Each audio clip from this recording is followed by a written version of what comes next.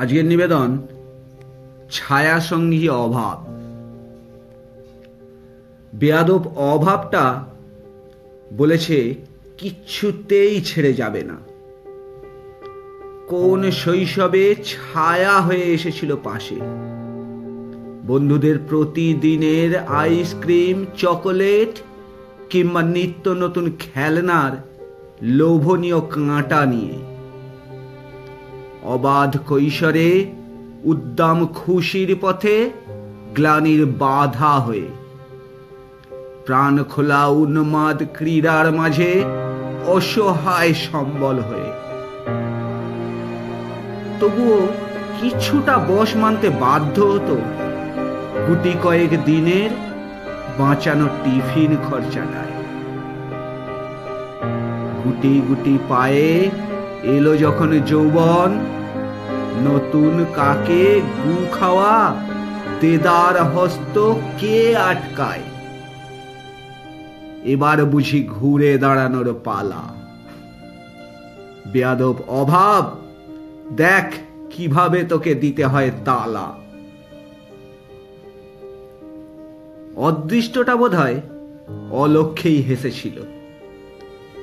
হঠাৎই পা হড়কে পচা শামুকে ভাগ্যটা সেধিয়ে গেল।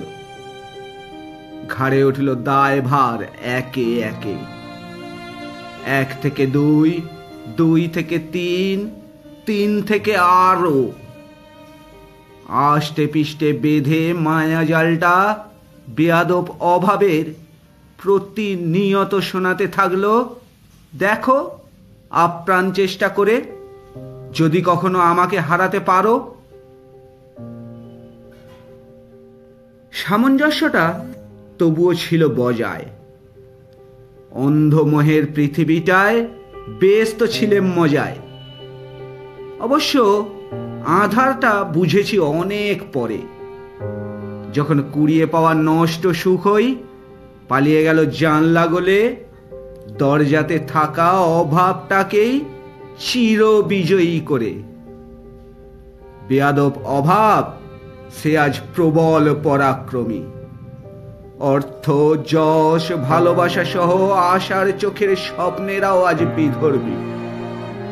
আগু পিছু, ডাইনে বায়ে, উপর নিচ, আজ কেবলই শুধু অভাব আর অভাব। হাসি খুশি স্বাচ্ছন্দ্য মনের, সর্বোপরি ফাঁকা পকেটে উষ্ণ পরশ ভরসা সুখের অভাব। অদম্য ইচ্ছাটাতেও আসন্ন শেষ বেলাটা সত্যিই আর সায় দিতে চায় না। বেয়াদব অভাবটা যে বলেই দিয়েছে কিচ্ছুতেই সে আমায় ছেড়ে যাবে না।